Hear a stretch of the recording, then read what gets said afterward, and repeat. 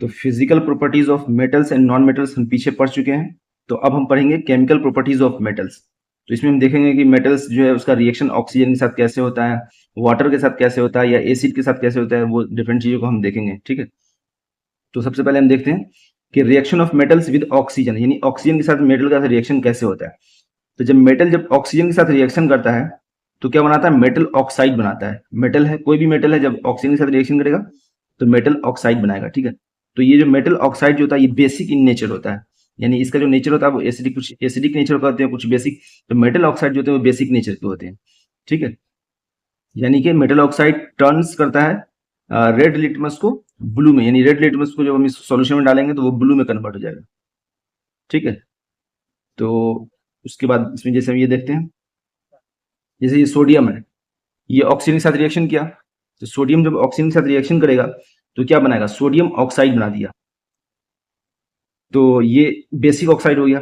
अब हम इसमें ये कैसे समझेंगे कि यहाँ पर Na2, ये 2 कहाँ से आ गया, ये 2 जो है यहाँ पर तो Na था सिर्फ, यहाँ पर 2 कैसे आ गया, इस चीज को कैसे समझेंगे। तो देखिए, इसके लिए आपको क्या करना पड़ेगा, कम से कम आपको 1 से लेकर 1 से लेकर 20 तक जो होता है उसका जो है एलिमेंट का नाम याद रखना पड़ेगा, 1 से 20 तक का एटॉमिक नंबर के साथ। 1 से 20 तक का, जैसे हाइड्रोजन 1 होता है, helium 2, lithium 3, beryllium 4, boron 5, carbon 6, इस तरह से एटॉमिक नंबर 1 से 20 तक का आपको याद करना पड़ेगा, क्योंकि ये जरूरी है। अगर इतना आप नहीं करेंगे तो फिर आपको केमिस्ट्री समझ में नहीं आएगा। तो 1 से 20 तक आप एटॉमिक नंबर याद कर लेंगे, एटॉमिक नंबर के साथ याद कर लेंगे। जब वो याद हो जाएगा आपको तो आप बिल्कुल आसानी से समझ लेंगे। देखिए, उसका तरीका ये है, जैसे ये ऑक्सीजन है, ठीक है, तो ऑक्सीजन का एटॉमिक नंबर जो होता है, ऑक्सीजन का एटॉमिक नंबर जो होता है वो 8 होता है, 8।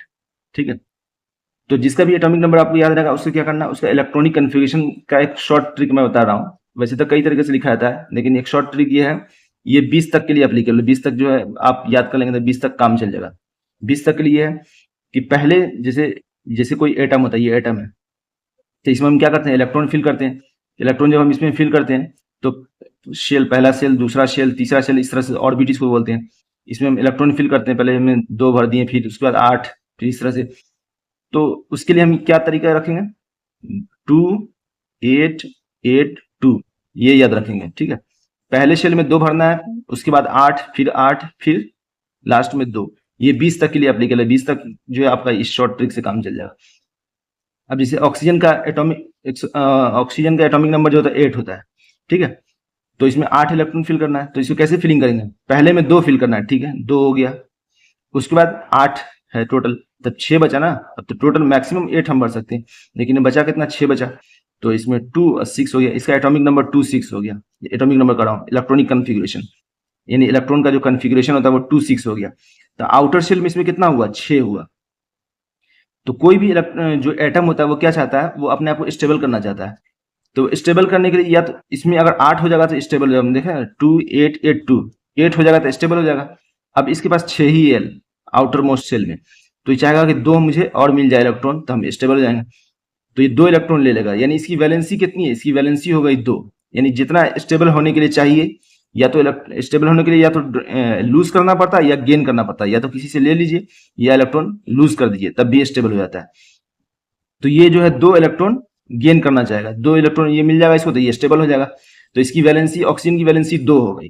ठीक है, अब सोडियम का देखिए, सोडियम जो होता है, सोडियम का सिंबल होता है Na। इसका जो एटॉमिक नंबर जो होता है वो होता है 11 होता है, सोडियम का 11 होता है। ठीक है, अब इसका इलेक्ट्रॉनिक कन्फिग्रेशन आपको कहा जाए लिखने के लिए, तब कैसे लिखेंगे, इसका इलेक्ट्रॉनिक कन्फिग्रेशन पहले से 2 से स्टार्ट करते हैं, 2, फिर दूसरे वाले में 8 भरते हैं, 8, तो 2 8 10 तो हो गया ऑलरेडी। अब बचा 1, 8 तक मैक्सिमम फिल कर सकते हैं, लेकिन अब 1 बचा तो 1 कर देंगे। तो इसका हो गया इलेक्ट्रॉनिक कन्फिग्रेशन 281 हो गया। ठीक है, 11 होता है एटॉमिक नंबर, जितना एटॉमिक नंबर होता है उतना ही उसके अंदर इलेक्ट्रॉन भी होता है। तो 281 हो गया।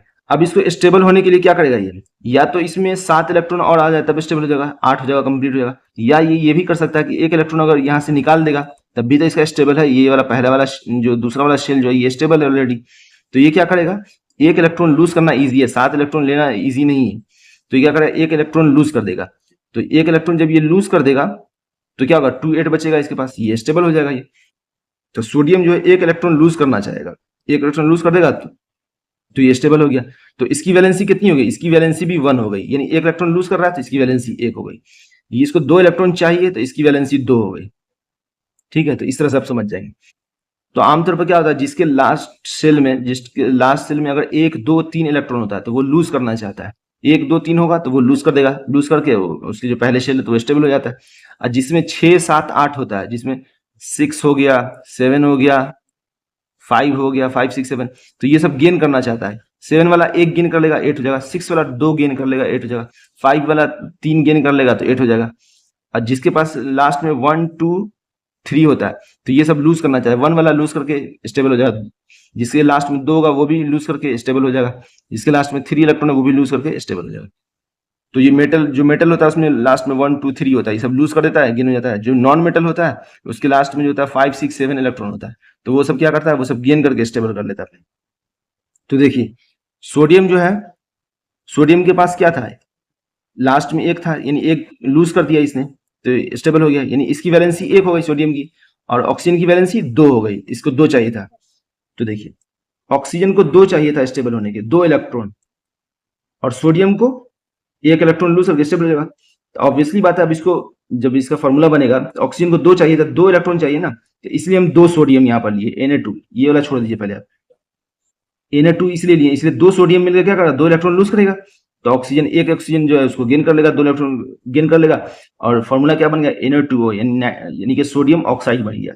तो ये फॉर्मूला हो गया, इसलिए 2 सोडियम हमने यहाँ पर लिया, क्योंकि 2 सोडियम मिलकर 2 इलेक्ट्रॉन निकालेगा, ऑक्सीजन की वैलेंसी कंप्लीट हो गई, 2 इसको मिल जाएगा। तो ये फॉर्मूला हो गया Na2O, ये सोडियम ऑक्साइड का फॉर्मूला।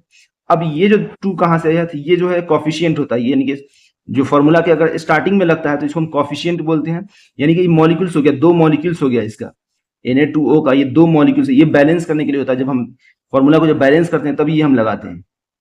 तो इसका ज्यादा रोल नहीं है, आपको मेन ये चीज ध्यान रखना है, ये तो बैलेंसिंग के लिए करते हैं। बैलेंस बैलेंस इस तरह से, जैसे यहाँ पर बैलेंस करने के लिए जैसे फॉर्मूला ही बन गया, ठीक है। अब इधर 2 ऑक्सीजन था, O2 यानी 2 ऑक्सीजन, इधर 1 ऑक्सीजन था, तो बैलेंस करने के लिए हमने क्या किया, इस फॉर्मूला को हमने 2 से मल्टीप्लाई कर दिया, तो 2 ऑक्सीजन इधर भी हो गया, 2 ऑक्सीजन इधर हो गया। अब सोडियम देखिए, सोडियम 2 ऑलरेडी पहले था, और 2 हमने इधर 2 का मल्टीप्लाई कर दिया, तो 2 दूनी 4 यानी 2 2 4, 4 सोडियम हो गया, तो 4 से इधर भी हमने मल्टीप्लाई कर दिया। तो चलिए बैलेंस करने के लिए होता है, यानी स्टार्टिंग में जो हम कॉफिशिएंट लगाते हैं ये बैलेंस करने के लिए होता है। बाकी ये फार्मूला का पार्ट होता है, ये वाला जो होता है सुपर सब स्क्रिप्ट जो होता है ये फार्मूला का पार्ट होता है, तो ये आपको देना। तो इस तरह से आपको समझ में आ गया होगा कि यहाँ पर 2 सोडियम कहाँ से आया है, ये मैंने समझा दिया। पूरे फार्मूला में आपको यही अप्लाई होगा, जो भी फार्मूला है यहाँ पर Na2O, ये सब K2O, K2 क्या, यहाँ पर भी ये 2 पोटेशियम की जरूरत पड़ेगी बैलेंस करने के लिए इसको। तो इस तरह से अब मैग्नीशियम है, मैग्नीशियम के एटॉमिक नंबर होता है 12 होता है, तो 282, टू इसका जो इलेक्ट्रॉनिक कन्फिग्रेशन लिखेंगे 282 लिखेंगे 12, तो 2 इलेक्ट्रॉन निकाल देगा ये। इसको 2 चाहिए भी, तो देखिए फार्मूला में MgO, सिर्फ एक ही Mg से काम चल गया ना, 2 इलेक्ट्रॉन निकालेगा, 2 MgO हो गया फार्मूला इसका। तो इस तरह से आप समझ जाएंगे,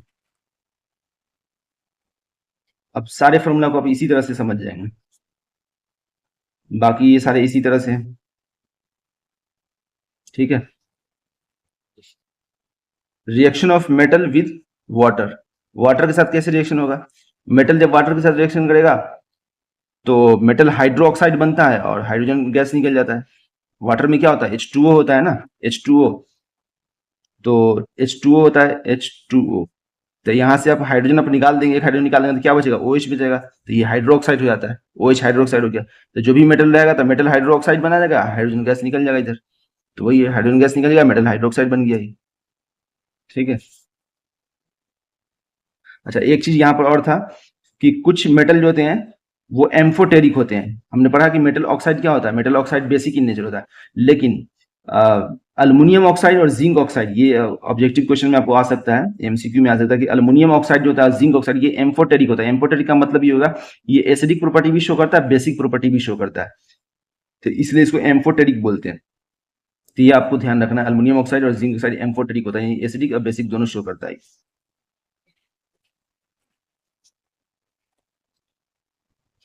ठीक है।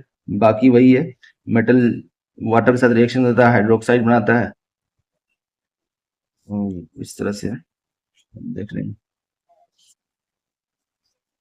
बाकी बहुत सारा एग्जांपल दिया हुआ है, ये चीज जो है आप अपने से एग्जांपल बार बार सॉल्व करेंगे। जैसे मेटल जो है एसिड के साथ, डाइल्यूट एसिड के साथ रिएक्शन करेगा तो क्या होगा।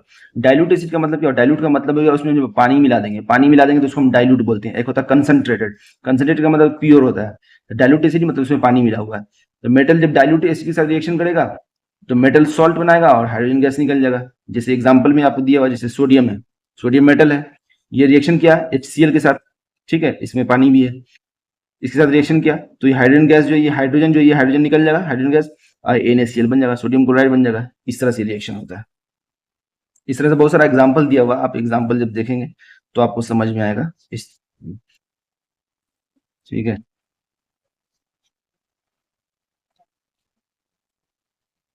ये देखिए एक्वा रिजिया एक होता है। एक्वा रिजिया क्या होता है, एक्वा रिजिया कहते हैं एक तरह का क्या होता है, एक सोल्यूशन होता है। इसमें 1 पार्ट जो होता है 1:3 का रेशियो, 1 पार्ट जो होता है इसमें नाइट्रिक एसिड यानी कंसंट्रेटेड, बिल्कुल कंसंट्रेटेड नाइट्रिक एसिड रखते हैं, और 3 पार्ट जो होता है वो कंसंट्रेटेड हाइड्रोक्लोरिक एसिड होता है। दोनों को मिक्स कर देते हैं, यानी एक पार्ट हम कंसंट्रेटेड नाइट्रिक एसिड कर लेते हैं और 3 पार्ट HCl यानी हाइड्रोक्लोरिक एसिड का 3 पार्ट लेते हैं।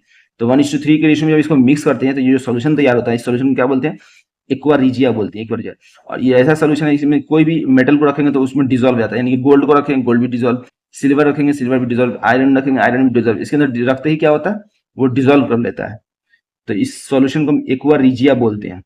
1:3 रेशियो में तो 1 पार्ट किसका होता है, कंसंट्रेटेड नाइट्रिक एसिड का होता है, और कंसंट्रेटेड HCl का 3 पार्ट होता है। तो ये आपको ध्यान रखना है। बाकी आपके पास नेक्स्ट लेक्चर में फिर हम आपको रिएक्टिविटी सीरीज समझाएंगे, काफी इंपॉर्टेंट है रिएक्टिविटी सीरीज, ठीक है, वो मैं आपको